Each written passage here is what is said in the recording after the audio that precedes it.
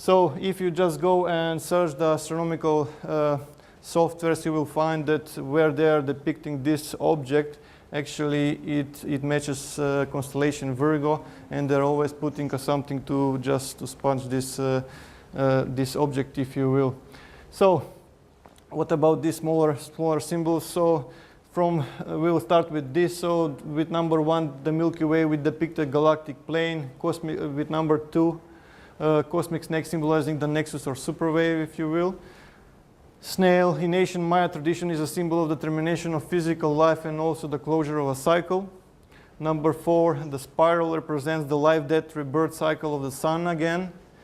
Number 5, next symbol is clearly depicting new moon in the Ficus star constellation, which is in that exact place close to the moon in December 13, 2012. So again, they had showed us in many occasions snake eating its own tail. That cycle is coming to a closure, if you will. With this pictogram, and anomalous effects are found in these crops or sent to laboratories for testing. Again, they are saying this is a symbol of the sun. A phoenix with a fire. So what's the idea with the phoenix? Phoenix is actually, probably most of you are aware, it's a mythological bird, and that lives very long. It has a long lifespan, if you will, right? But when it detects that actually the end of that life is coming, it puts fire into the nest, it jumps into the nest, and it dies completely, right? And from the ashes of that fire, a new baby phoenix is born or reborn. So they are saying, look, we are talking about the sun and is going to be reborn. That's the death of the 5th sun, Aztec 5th sun, and the birth of so-called 6th sun, if you will. And I will explain when that will be the case. So again, you can see the symbolism. So red giant face, is it scientifically possible, right? So I will leave you with this, right? The sun, that shining star of our solar system, is capable of both astonishing beauty and ferocious violence. It seems impossible to believe, but it won't be around forever. Eventually, even the sun must die. The sun has a fixed amount of fuel in its core. It is undergoing fusion at a rate that you can calculate. You say, here's the rate it's using fuel. Here's how much fuel you have. So it's a simple calculation to show when the sun will die. Well, unfortunately, the sun will not go out with a bang. It is too small to erupt in supernova. However, stars do a peculiar thing. They're one of the few things around that get hotter as they cool off. As it exhausts its hydrogen fuel, our nearest star will cool and gradually collapse under the force of gravity.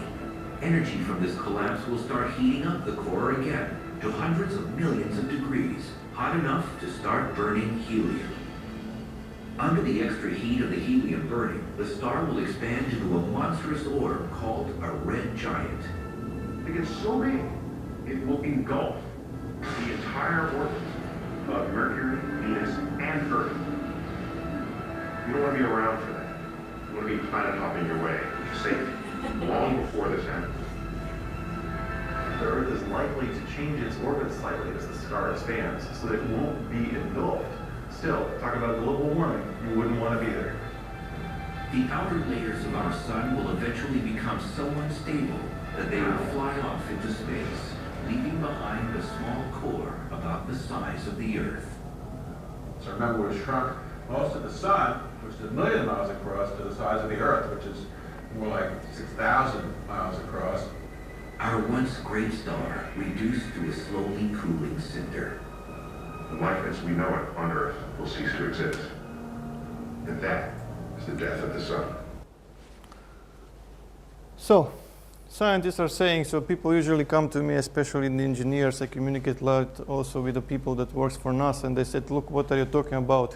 Sun has enough fuel to burn for billions of years. So, which is true, I agree. But there is a missing component actually that we are not including into the equation, if you will, and which is this.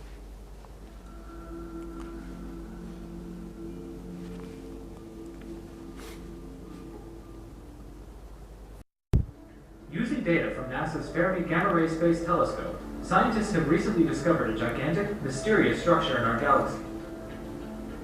This never-before-seen feature looks like a pair of bubbles extending above and below our galaxy's center. These enormous gamma-ray emitting lobes aren't immediately visible in the Fermi all-sky map. However, by processing the data, a group of scientists was able to bring these unexpected structures into sharp relief.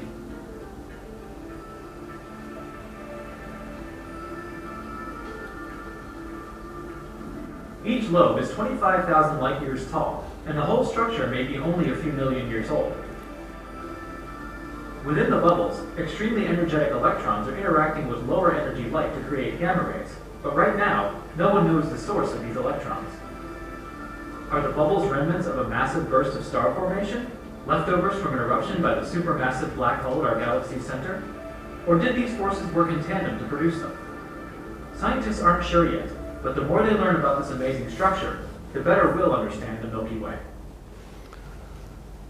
So, actually, the only case that this is visible it's only in one case, and that is that galactic core of that galaxy had exploded. When it has exploded, actually it released what is known as cosmic jet that goes perpendicular to the galactic plane, and the wave of energy that is spreading along the galactic plane, if you will, right? So we are talking about a structure which is 25,000 light years in each direction from the galactic plane, which is clearly depicted on a gamma ray emissions, exactly like my friends had actually passed me to pass to the people. And this is actually what it's all about, and all those latest changes that are going inside the climate and also inside the consciousness, if you will, is because of this approaching energy and the changing in the RNA and DNA structure, if you will. So they're saying that sun is going to be hit by the energy, and this energy actually will cause a nuclear reaction that it will increase the rate of how much actually fuel is used by the sun, if you will. And from the size, scientists has already calculated that actually it's only capable to assimilate Mercury and Venus exactly. And afterwards, actually, the problem is that when the core of the star actually collapses, the outer layer is released into the space, and it becomes something what is known as white dwarf in the astronomy, if you will, which is not capable of producing the same amount of light, and especially it's not capable of producing the heat anymore, if you will, right? So let's connect the dots, right? Let's start with the space, right? We all know that the engine for in every galaxy is the supermassive black hole, right? And it's in its center. Hubble started to find them in some galaxies, 2, 3 black holes, even more, if you will, right? And this actually exit of this universe, if you will, is so powerful that actually the light cannot escape it. Everything that we know, all laws of physics are torn apart in this point known as point of singularity, if you will, right? The issue is that all those galactic centers, from what we were able to observe, they go through cycles. They charge and charge and charge until in some time frame, if you will, they just, when they are completely recharged, they just explode. As they explode, they manifest the cosmic jet, as I mentioned, and also there is a wave of energy, exactly the same what was detected in the Milky Way galaxy. And not only that, it also ejects amount of intelligent impulses that are decoded by our DNA and DNA of all biological forms, if you will. So it's causing mutation. The issue is that this energy is very magnetic, so once the energy is released, there is distribution of extremely hot gas with strong electromagnetic properties into the galaxy. As the electromagnetic hot gas passes, it changes everything that is touched. There is nothing more powerful that we have ever seen in this universe, if you will, right? So they had passed to me that the appropriate term for this releasement of energy is nexus, but my friend Paul Lauliet, actually, Dr. Paul Lauliet, he was doing a study on this, and he calls this a super wave, if you will, right?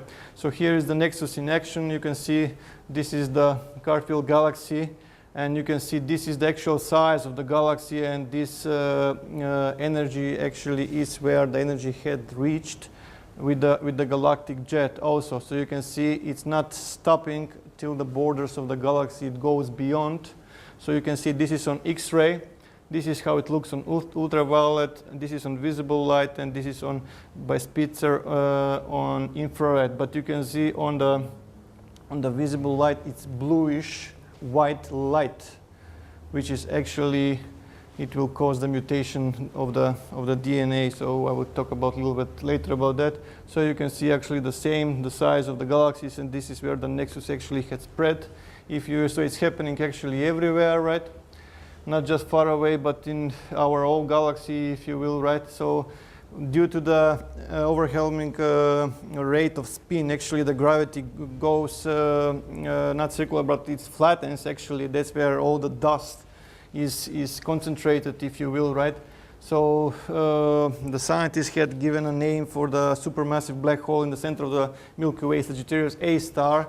And around the supermassive black hole, there are dense clouds of cosmic dust that are blocking our view in the visible light, what I'm talking about. But on X-ray scan, you can show us what is going on behind the huge and dense belt of cosmic dust, right? So in 1999, with launching the Chandra X-ray Observatory, we were able to see what these actually huge clouds were blocking before. So you can see directly from the Chandra X-ray Observatory, they're zooming into the galactic center of the Milky Way, and you can just go explore on their official website, and you can find this, and you can see that there is an escape of very hot and magnetic gas into the local suburbs and beyond. And also they had written a jet and Sagittarius A star. So what is this doing on their official website? And the animation actually ends with the explosion of the galactic core and energy. So the issue is, what is the point of this video that can be found on their official website? So energetic approaching cosmic cloud of magnetic properties was first detected 30 years ago. There was not much fuss about it. They all kept very, very secret, and the full implications for the life in our solar system were still unknown then. But in 2009, NASA scientists confirmed the existence of the same magnetic cosmic cloud. The new input about the magnetic cloud scared them a lot. And actually, Voyager 1 and Voyager 2 actually detected something unusual, but their equipment was not high-tech at the time, and they could not get the right readings for it, right? And with the latest research, they found something what is known as a ribbon in our heliosphere, and you can see this is this rectangular here is the place where our sun and the whole solar system is. So we are moving it this way, and this is the ribbon that was found right by the IBEX, and you can see they're referring as a local interstellar cloud where we are, and this local bubble. So you can see all these clouds, what you are seeing actually was released from the galactic core of the Milky Way, if you will. So something major is interrupting the standard behavior of our star. For almost 2 years, the sun was without any sunspots, so that was actually very unusual in 400 of recording and monitoring the sun, if you will, right? So you can see that actually sun had become very active lately. And there is a reason why so many are sending actually flying technology, observing technology out there just towards the sun, and it's not because they just would like to know more about the sun. There is a good reason why they're actually launching all those equipment out there, and many of those equipments and technology cost a lot, some even billions of dollars, right? So the sun is already reacting to the forces that we cannot see. So on October 19, 2008, actually, NASA launched the Interstellar Boundary Explorer known as IBEX, right? That IBEX actually was scanning the region on the very border of the protective bubble of the solar system, known as heliosphere. Actually, the sun blows a solar wind that actually creates a strong shield around the solar system, protecting us from any cosmic ray penetration, any dust, any other anomalies that are found in the interstellar space, if you will. So they found the giant ribbon right at the edge of the solar system, so that's the one that we are talking about. It's very important about this because it actually makes perfect sense. So NASA publicly pronounced the discovery of this anomaly on October 15, 2009. The anomaly consisted of a ribbon of magnetics that is, the scientists officially said, we had no idea that this ribbon existed or what has created it. Our previous ideas about the outer heliosphere are going to have to be revised. Astronomers call the cloud we are running into now the local interstellar cloud, or local fluff for short. It's about 30 light years wide and contains a WSP mixture of hydrogen and helium atoms at a temperature of more than 6,000 degrees Celsius, and it's highly magnetized. So we are talking about a cloud of energy that actually is very powerful. It's just take for example, if you just have a glass of water, right, and you put a molten steel or very hot steel very close to the glass of water, it will start to evaporate. This thing is more than 6,000 degrees Celsius. Here, we're going to now see the orbits of Venus, of Mercury, the Sun itself. And you can see the direction of motion through the local interstellar medium, and painted in the backdrop, you can see these measurements that we've just made of the ribbon. So we're inside a sphere looking around in all directions and measuring these particles coming from all directions. If we back out of that sphere and see it from the outside, you can imagine taking a knife and cutting through that sphere and opening it up and flattening it out onto a page. And that's the sky map that you're seeing, and all the observations we're talking about are in this format.